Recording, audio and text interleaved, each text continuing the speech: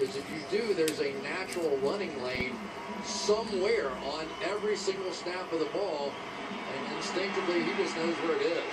Hauschka, the field goal kicker. Wilson fires, and that'll be caught. Richardson makes the catch, 42-yard line. Have to get up to the line of scrimmage in a hurry. Right now, you'd be looking at about close to a 60-yard field goal. Will he clock it here? He will. It's the only way they can stop the clock. And the ball's at the 43. So, Hauschka said his range tonight is 54. He does have a 58-yarder this year, and that's the longest of his career.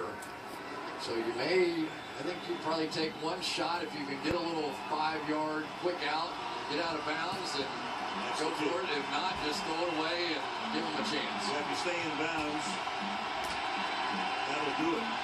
8 seconds. Arizona knows it. They're playing the edge. 2nd and 10. Well said. And that's out of bounds, so at least he does stop the clock and give Hauschka a minimal opportunity. Or maybe they'll just launch one to the end zone. Wilson not coming back out.